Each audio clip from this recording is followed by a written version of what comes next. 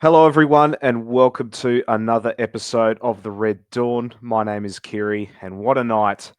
For the second straight year, Liverpool win the battle of the European heavyweights against Real Madrid.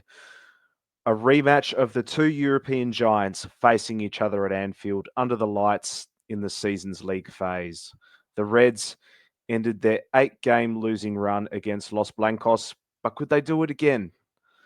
Liverpool made one single change from their victory over Aston Villa. Florian Wirtz returned to the Reds' attack with Gakpo dropping to the bench, keeping the midfield trio of Ryan Gravenberch, Alexis McAllister, and Dominic Soboslai, a move which would soon pay off. Trent Alexander-Arnold made his return to Merseyside, however, missed out on a start against his boyhood club, losing to Valverde, deputising the right-hand side for first-choice right-back Danny Carvajal remaining on the sidelines. It was an entertaining first half and ending all square. Liverpool started brightly before the Spaniards belatedly found their rhythm. Real Madrid goalkeeper Thibaut Courtois made the biggest contribution in the first half, pulling off 3 saves from Dominic Soboslai and Alexis McAllister, running back the clock from his virtuoso display of the 2022 final. He really was the Reds' kryptonite. There was potentially a penalty for Liverpool. Salah drifted inside from the right and linked it up to Soboslai, getting off his trademark rocket launch from just outside the box. His shot goes straight into French midfielder Tchouaméni, but it wasn't to be as he didn't deliberately handle the ball with his arm. Courtois lifted for Los Blancos again, denying a Van Dijk header from 5 yards out, which was delivered by a dangerous corner kick from Wirtz on the left. Moments after, Ekitike nodded just inches wide of the left-hand side. It was double saves for the Belgian keeper. It couldn't happen again, could it? Real Madrid denying Liverpool a goal. The script was written, or was it?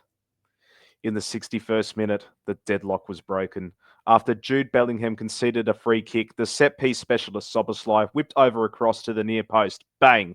Alexis McAllister snuck into space and powered his header past the Madrid keeper. Courtois was unbeatable no more. Anfield erupts 1-0 to Liverpool. In what was a frustrating night for Kylian Mbappe, the French maestro attempted a first-time strike to equalise for Madrid, only to find his shot go a few inches wide of the right-hand post. Vinicius Jr. also had a night to forget. The cop salivating over Connor Bradley's performance as the starting right back.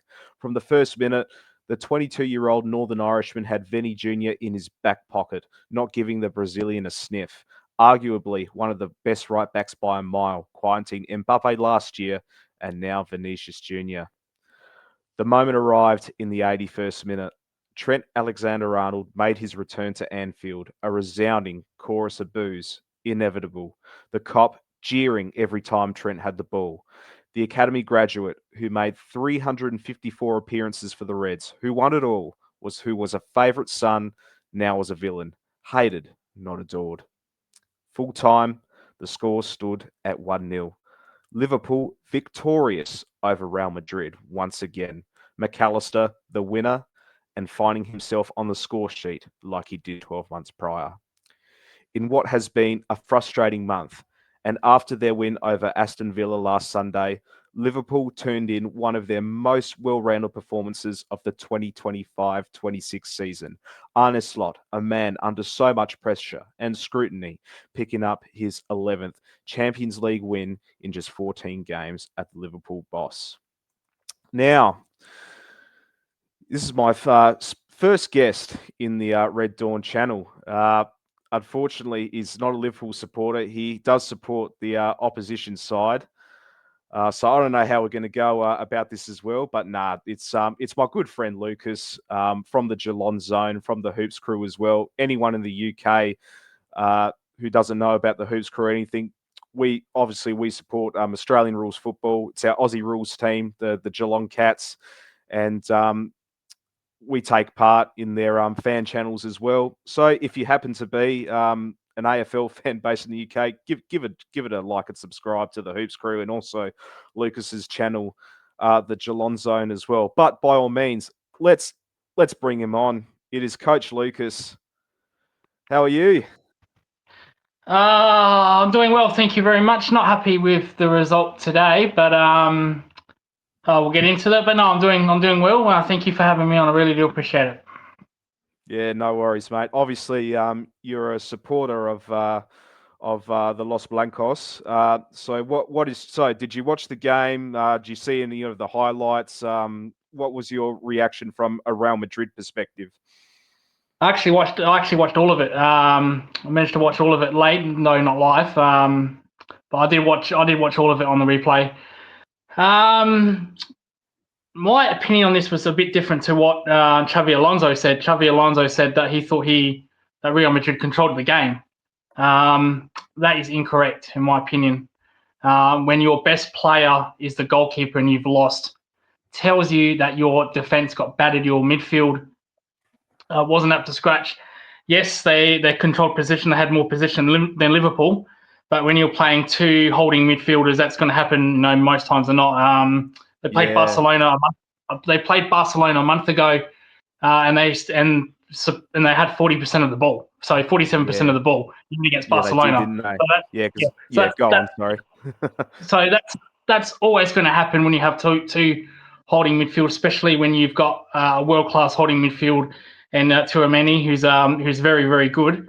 So that I don't know if he's regarding to that, but apart from that, they didn't fire a shot. I don't remember them having a clear cut chance, to be honest. Bellingham had Yeah, a chance late when he dribbled he did. past the defender, but he hit the goalkeeper. I think that's the only clear cut chance I could remember they have. Yeah, there wasn't many for Real Madrid. I'm just getting the stats up here. Obviously, they dominated possession. Real Madrid had 61% to Liverpool's 39. But if you could see like the total shots, Liverpool had 17 to 8. Big chances, 4-1. And with such a um, star-studded lineup as well. Obviously, Xavi Alonso coming from Bayer Leverkusen, obviously he's proven in Europe. Um, you know, dominant obviously in the German league as well. Um, but yeah, I do agree with you. Do agree with you, Lucas. Players like Jude Bellingham was nowhere to be seen. Obviously, he was. They played in a 4-4-2 with Vinny Junior and Jude up in front.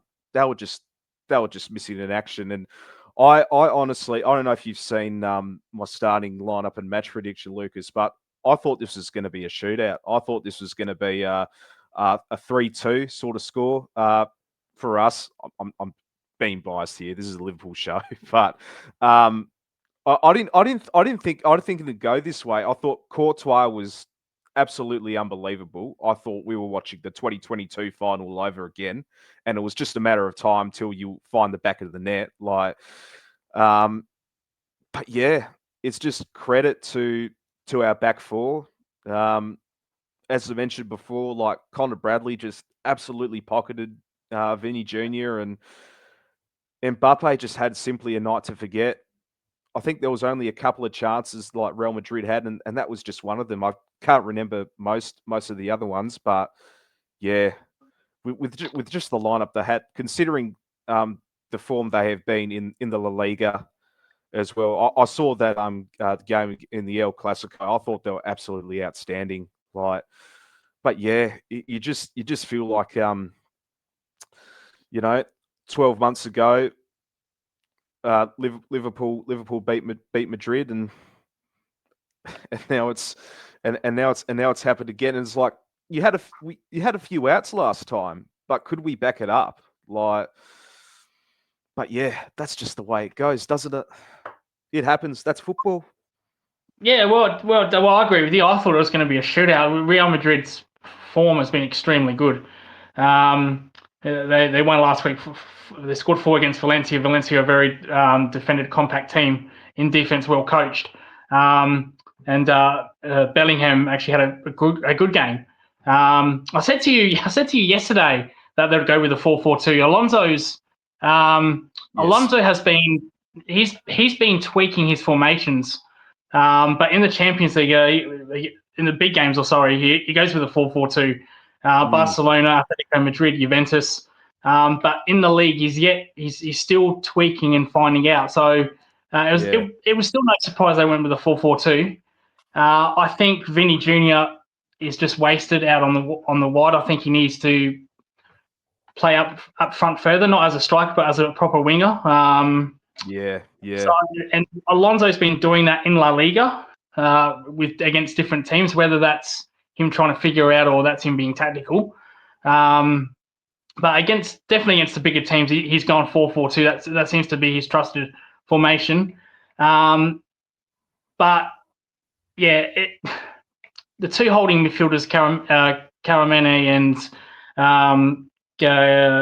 who's the other one? Tuameni and Too yeah. And this is the other thing. I literally practice pronouncing all the names and all of that, hoping not to butcher it and shit.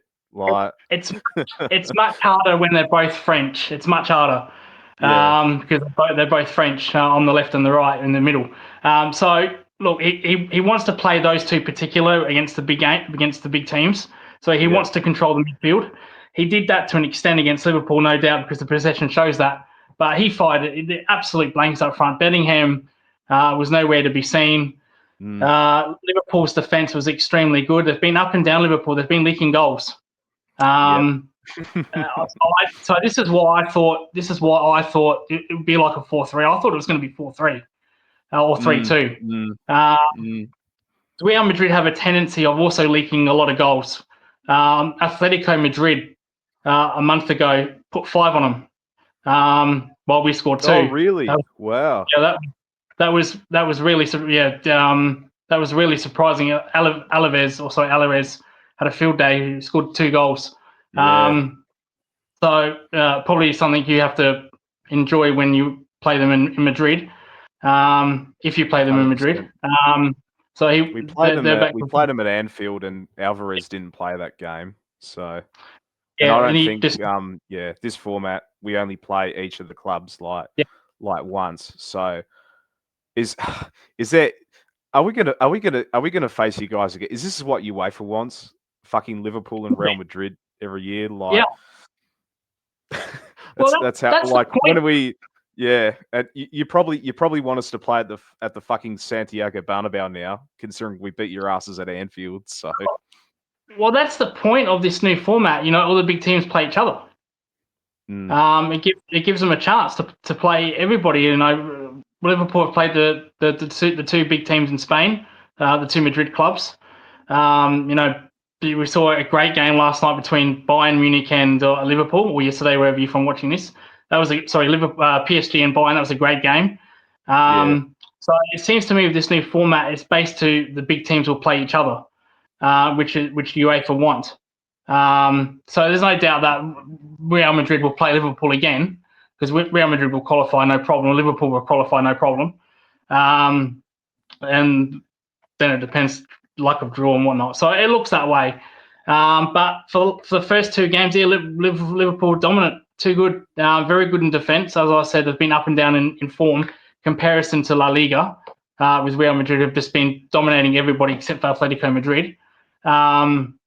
So I thought that Real Madrid would at least score 3 goals, but it was a defensive masterclass from Arne Slot and the Liverpool defenders, which I did not predict that. So full credit to them. Yeah, no, I agree. And you talked about, obviously, the formations that Xabi Alonso has been doing. And Arne Slot was sort of in that same predicament. Obviously, when we brought in Alexander Isak and Hugo Gatike, obviously the plan was we're going to play in a 4-4-2 with both those 2 strikers up front. Obviously, with Alexander Isak out with a groin injury, hopefully it's nothing too serious. Ekatike has been the main man in the number 9 role. And ever since Slot decided to pick with the 4-3-3, it's worked. It's the formation that won us the league last season. We're picking the same midfield in McAllister, Gravenberch, and Soboslai, and we're including Florian Wirtz in the squad. I think he was much better on the wide areas. There was a couple of times, again, just unlucky not to get a goal assist, and all these all these fucking trolls, Verts 0010 and all of that. Just I don't know, man. Just shut the fuck up. Like, he's created the most chances in the Premier League and all of that as well. And it's just a matter of time till it all clicks for him. And I thought it was probably his best game for the club yet. But yeah, just going back to the formations, it absolutely worked. I think, 4-3-3, sorry, is just what we should stick to, like, going forward. So, but and I think and I think it's just going to take time. Obviously, it's Alonso's first season in a new club, as well. He's still figuring things out, who's his starting 11 and all of that. But yeah, my question for you to be, Lucas, is, and maybe some Liverpool fans would like to know, who don't follow La Liga as much as you do, what's going on with Trent Alexander-Arnold? Why is he not holding that starting right back spot? So what's happening there? Yeah, La Liga is a very traditional technical league, and Real Madrid's have a very passionate, loyal fan base. But at the same time, their fan base can be really brutal. Same with Barcelona, same with Atletico Madrid. Not just the fans, but the press. They can really get on top of you, especially if you're a foreign player. Gareth Bale suffered for a lot of years before he actually regained the trust. I think it had to take him 3 Champions League wins to actually finally gain the trust, which is absolutely ridiculous. Now, I'm not saying Alexander-Arnold has to win 3 Champions Leagues in a row, but it takes a long time for a fan base to trust a rival player, a foreign player, especially if they're from Britain or Great Britain or England, Ireland or Wales or whatever. It takes a long, long time. With Trent, he's been injured. Now, when he first came to the club, Alonso tried him as a holding mid. The reason for that is Danny Carvajal, he's very well respected at Real Madrid, and there's kind of a tendency with their players that if they've been at their club for a long time, they kind of get first choice, if you know what I mean. They kind of get a kind of bit of bias. Sergio Ramos, should I mention that name on this channel? Sergio Ramos, a prime example. A long time. Even when sometimes he was past it, he still was the first choice centre back. So that he tried Trent at the holding midfielder. He did okay. Trent, let's be honest, he's not really known for his defence, but he's a good passer, which Alonso wants in that holding midfield role. He wants his holding midfielders to be box to box. They don't want to go out wide a lot. So Trent did okay in that position. Now Carvajal got injured. Trent Alexander replaced him. Now, unfortunately, couple of weeks after that, Trent Alexander got injured, and he's gone back to Verde, who's been absolutely good. He's been great as a right back. Again, Alonso's tried him as a holding midfielder, but he's actually been very good as a right back. And of course, he's Spanish as well. He's been with the team for a very long time, not as much as Carvajal. So it takes a while for a fan base to, and the press has a big say in this in Spain as well. It's probably the most country where the press do get involved, which is not on, because sometimes under Ancelotti, under Zidane, it was almost like the press picked the team. Now, granted, you've got Ronaldo, Bale, Benzema. That's all well and good, but sometimes when it comes to club legends, like I said, especially if they're from Spain, the press don't really like it. They will get on your case. And when Alexander-Arnold got picked, the press were already saying to Alonso, why are you picking a guy that just came in the club 5 minutes over Carvajal? So it does happen for some weird reason in Spain. It only happens in Spain. I don't think it happens in England. I don't think it happens in Germany. It's just some kind of thing that the media just get involved for some reason. Yeah. So it will take Trent some time. Whether he plays as a holding midfielder, I don't know. My guess is that I think Alonso probably will either move Valade to holding midfielder or Trent to holding midfield. But it will take time. He got injured. That's unfortunate. But I think going forward he will start more games. There's no doubt about that. The question is when Carvajal comes back, will Trent keep his spot? That's the big question, and that remains to be seen. Because if Carvajal is fit and ready to go, Carvajal's like the heart and soul of that club. He's been there for a long time. He's won it all. When Sergio Ramos left, Carvajal was basically the spiritual leader. That's what Sergio Ramos was, the spiritual leader. So Carvajal took over that spot. So it's very interesting to see what Alonso does. Now Alonso played with Sergio Ramos, so he knows what it's like to have a spiritual leader with him. So it'd be interesting to see if Alonso will say, you know what, we're going to go back to Carvajal. Trent will have to be on the bench. And if that's the case, you have to wonder why you got Trent in the first place. If you're just going to bench him, why did you want him at the club in the first place? So those are two questions that need to be answered. Yeah, and that's the thing, isn't it, Lucas? Like, because obviously, before I jump into like Liverpool's predicament with that, obviously, of course, the Spanish media, they are absolutely brutal. It is a different gravy over there. We've seen that with Felipe Coutinho when he went to Barcelona. Obviously, didn't play up to the price tag, severely under pressure. That ultimately killed off his career. I know he went to Bayern Munich on loan. He won a Champions League there, but his career was like pretty much dead afterwards. And yeah, if any player could fall in that predicament, particularly when you're coming from the Premier League, and obviously Trent Alexander-Arnold from England as well. Obviously, Jude Bellingham in his first year, absolutely outstanding. Hasn't really hit the straps on what he was in his first year. But yeah, it is a problem with Alonso's at the moment, as you said, with Carvajal coming back into the side. Where does Trent fit? Where does Trent fit in? Liverpool had that similar predicament as well. Where do we put? But in the summer, we bring in Florian Wirtz into the team. 120 million quid to get him over. Where does Dominic Szoboszlai start in the team? Obviously, he was starting in the 10, which won us the league. But then he started to play in the 8. He was thrown it right back.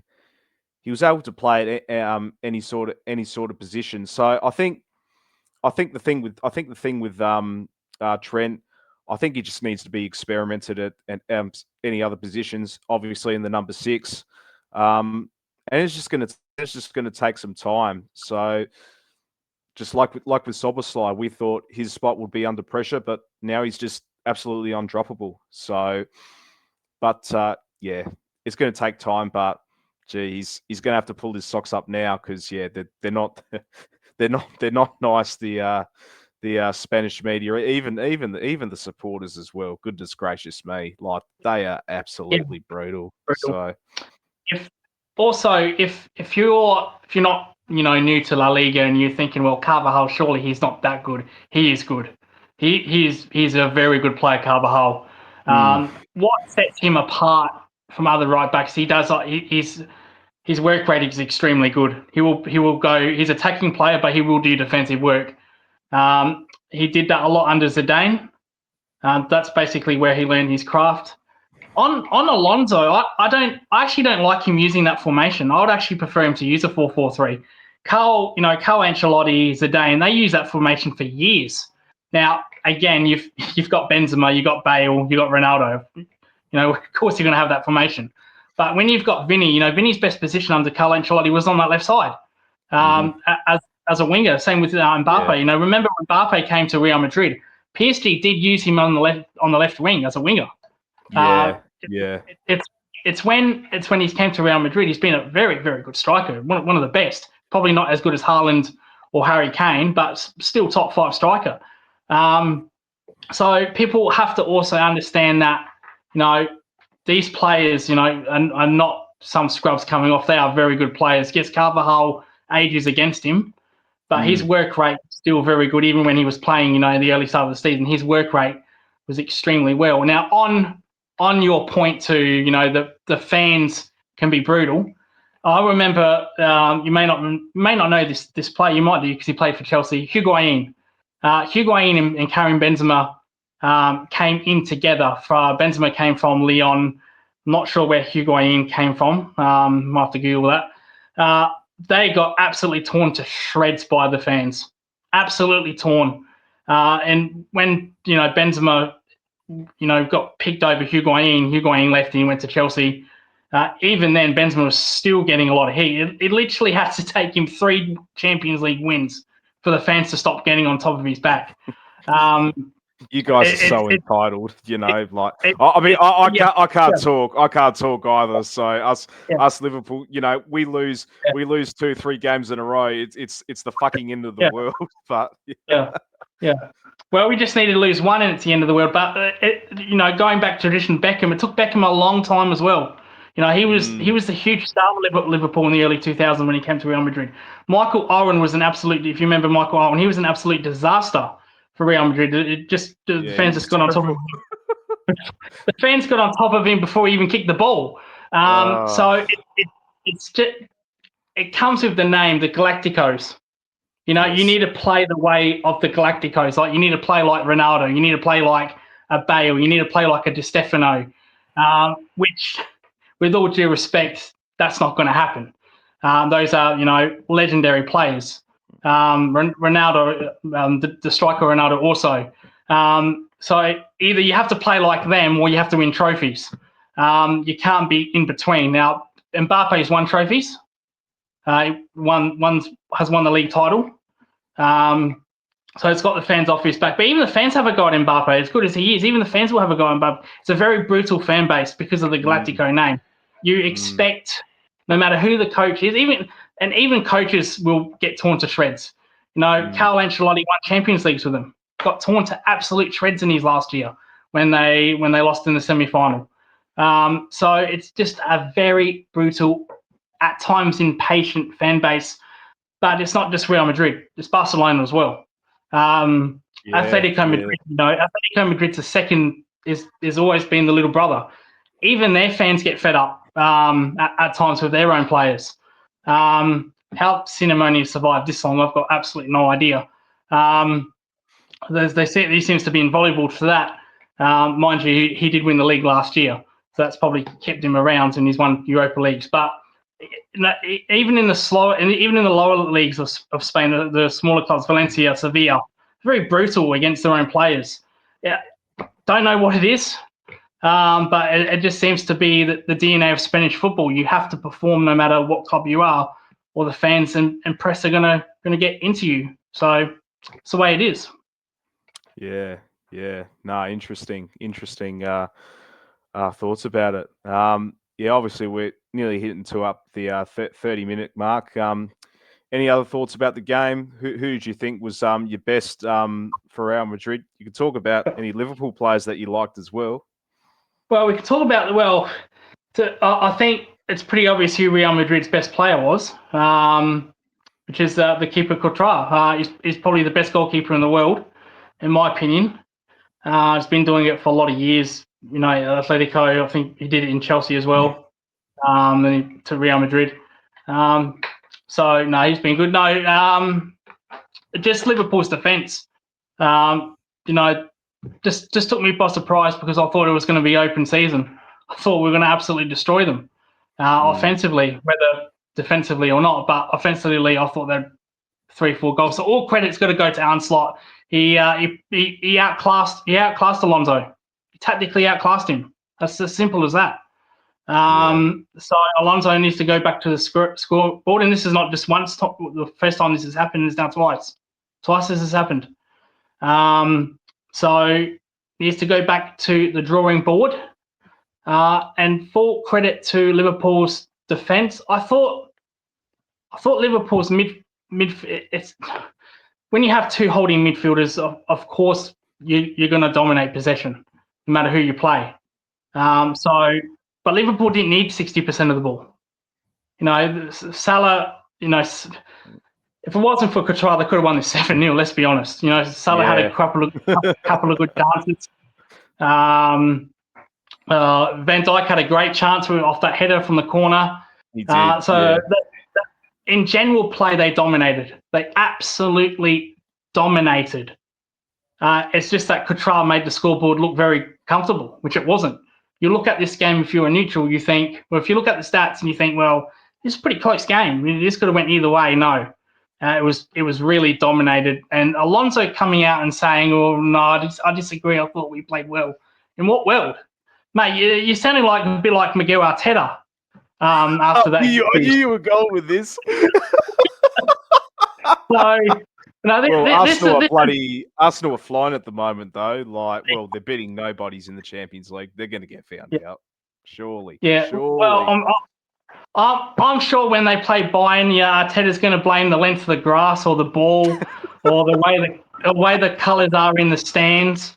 So I hope when these games happen, Alonso just doesn't do that. That was just a nothing quote by Alonso, saying that they played better. They didn't. If you watch the game, they did not play better. Liverpool outclassed them.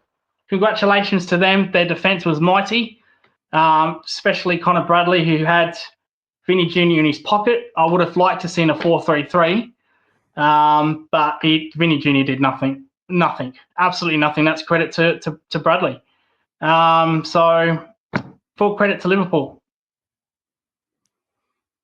Brilliant, Lucas. Well, look, thank you for coming on the show. Much appreciated, as always.